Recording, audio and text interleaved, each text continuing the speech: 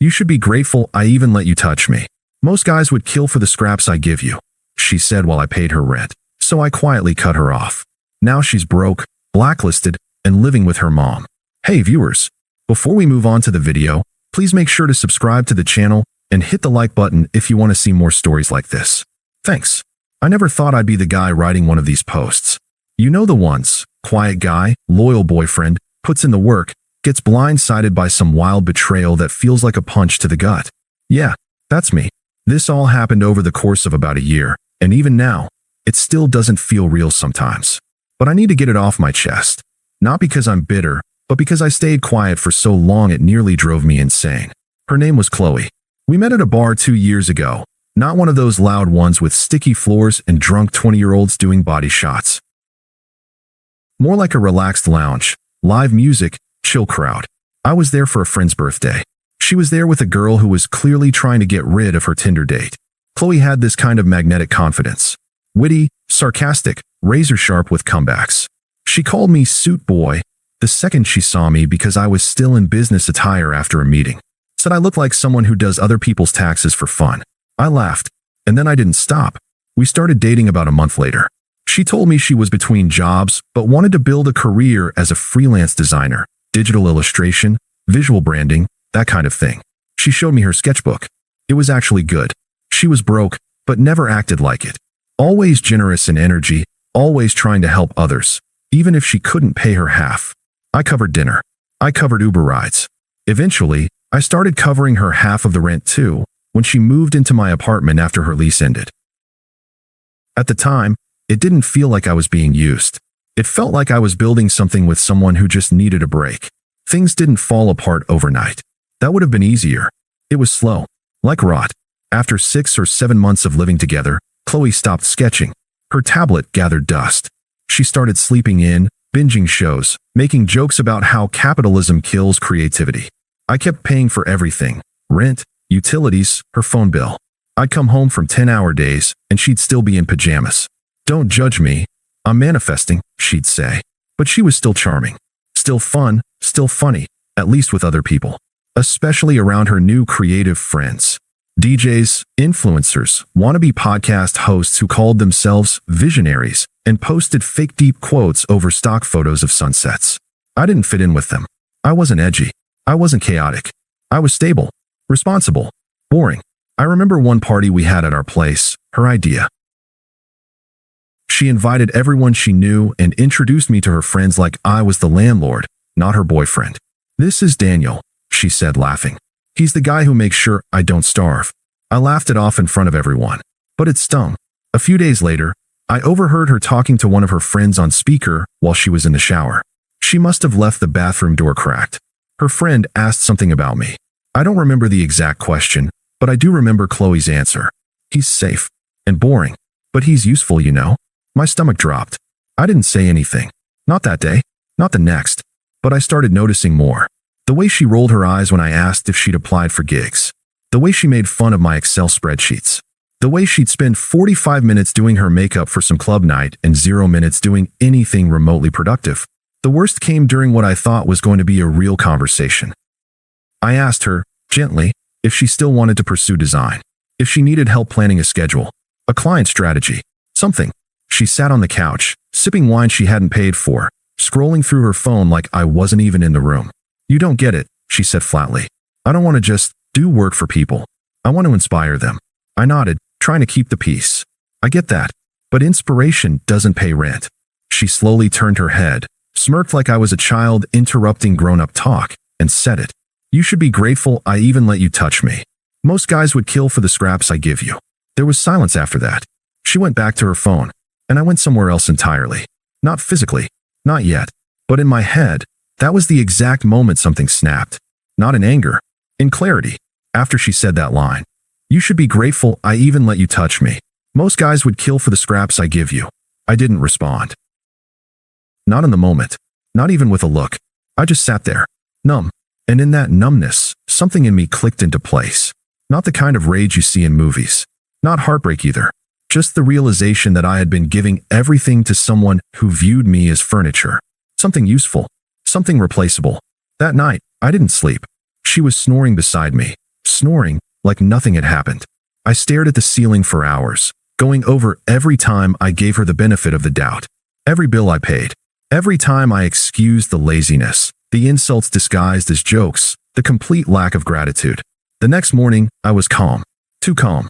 I cooked breakfast for myself only. Packed lunch for work. Didn't say a word when I left. And that became the pattern. The silent exit begins. I didn't tell her I was done. I just started acting like I was done. First step, I opened a new bank account. Second, I canceled the joint credit card she always used to just grab a few things. When she tried to use it at Sephora and it declined, she texted me, "Hey babe, your card's not working?" I replied, "Not my card anymore." She didn't respond. That was the first time she knew something had changed. Next, I started moving things out slowly. My birth certificate, my childhood photos, my expensive headphones, one drawer at a time. A shirt here, a laptop charger there. She didn't notice. She was too busy planning a birthday weekend for her DJ friend. Too busy working on her personal brand, which, as far as I could tell, meant scrolling Instagram and reposting memes about cutting off low-vibrational men. The final move out 2 weeks later, I scheduled a Friday off work.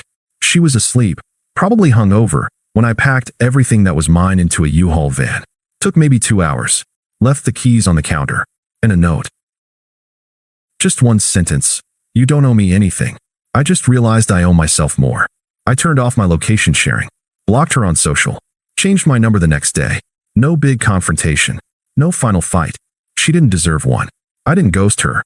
I just released her. The way you release something that's rotting in your fridge. No ceremony. No drama. Just gone. Aftermath. First ripples of panic that weekend. I stayed with a buddy from work while I found a new place. We grabbed drinks that night, and he told me I looked peaceful. Not happy. Not excited. Just light. Like I dropped a backpack full of rocks I didn't even know I was carrying. 3 days later, Chloe called my work phone. I didn't answer. She left a voicemail. Her voice was syrupy sweet. "Hey, I'm not sure what's going on, but I think we need to talk. Like now." I deleted it. Next day, she emailed. Subject line, "Seriously? Body, you think this is okay? You don't get to just walk out and act like I don't exist. That's emotional abuse, Daniel." Right. Now it's abuse. After she told me I should be grateful to touch her. After she drained my account like a parasite on vacation. I didn't respond. Mutual friends start reaching out by the end of that week. I'd heard from 3 of our mutual friends, most of whom were really just Chloe's entourage. One texted, "Hey man, Chloe's freaking out. She said you just dipped? WTF. Another called me a narcissist. You're really gonna do her like that after everything she's done for you?" I almost laughed out loud. What exactly had she done for me, besides consume my time, my energy, and my savings like it was her birthright? Still, I said nothing. Not a word. Because silence was finally doing the job my words never could. She starts to spiral. I didn't follow her on social anymore, but friends occasionally sent me screenshots. She posted vague quotes about betrayal. Some people only support you when you're useful. Watch how quickly they disappear when you stop feeding their ego. No likes. No sympathy comments. Just 1 or 2 pity reacts. She DM'd me again a month later from a burner Instagram account. "I miss you. I didn't mean those things. I was scared. You made me feel too safe, and I confused that with boredom. Please talk to me." I didn't even open it. Closing this chapter, for now. That's where I'll leave this part. Because by then, the power had already shifted. Not because I got revenge. Not because I made her suffer. But because I had something she couldn't fake, couldn't post, couldn't manipulate. Peace. And she had to sit with the fact that she threw it away like it was nothing. It's funny. When someone's the center of attention for long enough, they start to believe silence is impossible. That people will always care. Always orbit. Always look back. But when you truly go quiet on someone like Chloe, no text, no call, no explanation, not even anger, the silence becomes unbearable. And eventually, it starts screaming. The DJ boyfriend who wasn't about 6 weeks after I moved out, a mutual friend, a guy named Marcus who never really picked sides, sent me a message. "Yo, you heard about Chloe and Kai?" Kai was the DJ she used to brag about, some shirtless guy with a SoundCloud and 6 baby mamas, apparently. He'd started crashing at her place right after I left. According to Marcus, they were together for about 4 weeks. Then Chloe posted a photo of them in bed, and Kai immediately commented, "Why you posting this? We're not even like that. Public. For everyone to see." 10 minutes later, he blocked her. A few days after that, he left with her laptop, a PlayStation I'd bought for myself, and she kept, and $300 cash she had stashed in a drawer. She called the police. They told her it was a civil matter. She posted some Instagram story rant about men being trash and how she was done being generous. Generous, as if she had been the one paying rent, covering groceries, buying electronics. The blacklist begins, then the landlord got involved. Apparently, she hadn't paid rent in 2 months. She'd been too emotionally distressed to get a job. Her words, not mine, and kept promising her new man would help out. But DJ Kai was long gone. When she finally got an eviction notice, she lost it on the property manager, screamed at him in the front office until security had to escort her out. Result? She got blacklisted from every property owned by that real estate group, which was a lot. In that part of town, it meant she'd either have to go way out into the suburbs or move back home. She chose the latter. Back to Mom's house, she didn't tell anyone, but people talk. I heard from Marcus again. He ran into her at a grocery store back in her hometown. Said she was wearing oversized sunglasses and pretending not to see him. She looked exhausted, pale, not in a glow-up detox kind of way, just drained. He said she mumbled something about being in between chapters and walked off without buying anything. I'd be lying if I said I didn't feel anything. But it wasn't pity. It wasn't satisfaction either. It was more like this weird, clinical detachment. Like watching a building collapse after you already moved out. She tries again a few weeks later. I got an email. Subject, please read this. Body, I know I hurt you. I know I said things I can't take back. I was scared. You made me feel too comfortable, too safe, and I pushed you away because I thought I needed chaos. But now I see what I lost, and I'm willing to do whatever it takes to fix this. Therapy, communication, whatever you need. I miss you. Please call me. I didn't reply. The next day, I got a message on Venmo. One sent with the note. Just want to talk. Blocked. She sent a message to my cousin, who lived in another city. Can you tell him I'm not crazy? That I was just overwhelmed. Blocked again. Then she tried the guilt route. Sent me an actual handwritten letter through my old building's office, which I no longer lived in. You don't have to forgive me. Just don't hate me. I didn't hate her. I forgot her. Her friend's turn at first. She tried to rally support. Telling people I ghosted her, painted me as cold and heartless. But people started asking questions. Didn't he pay your rent for a year? Weren't you the one who said he was lucky to even be with you? Didn't you have some guy move in right after? Her tribe, the creatives, the loud personalities, started quietly stepping back. You can only play the victim for so long before people remember who you really are. And me? I was fine. Actually, better than fine. I wasn't dating anyone. Wasn't trying to. I was working, sleeping better, playing guitar again. I had weekends to myself. My bank account was growing again. I wasn't walking on eggshells in my own home. No drama. No manipulation. No noise. Just peace. Which, after all that, felt like luxury. I hadn't seen Chloe in person since the day I moved out. Not in the supermarket. Not on the street. Not even in passing. And I liked it that way. So when I saw her standing outside my new building one Saturday afternoon, leaning against the brick wall near the entrance, arms folded tight across her chest like armor, I froze. Not out of fear. Out of pure disbelief that she had the nerve. The last attempt she looked smaller somehow. Like the air had gone out of her. No lashes. No lip gloss. Hair tied back in a low knot.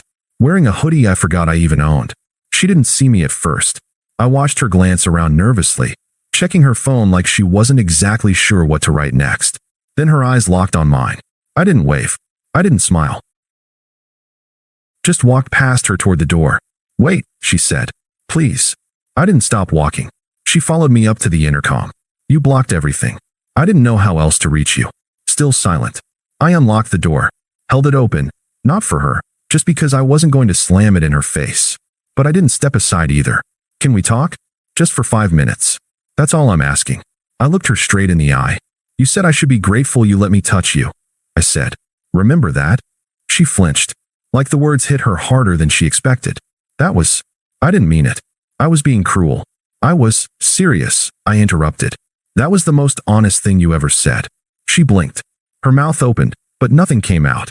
You wanted someone to orbit you, to feed your ego, pay your bills, sit quietly in the passenger seat of your movie.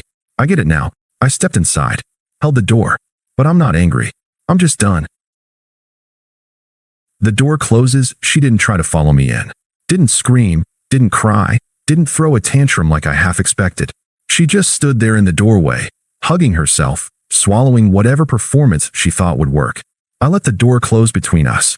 Not dramatically, just quietly, like closing the lid on a chapter that no longer had anything to teach me. Aftermath, that was 3 months ago. She hasn't shown up again. Marcus told me she moved to Florida to live with a cousin. Started doing some MLM scam.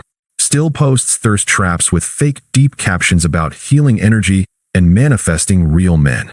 I don't check her page. I just hear things. And me? I've stayed single. Happily. Peacefully. Intentionally. I don't need revenge. I don't need closure from her. Silence was enough. The life she thought was beneath her is the one I'm living better now, without her in it. Thanks for watching. Make sure to subscribe to the channel and hit the like button. What do you think about this story? Share it in the comments.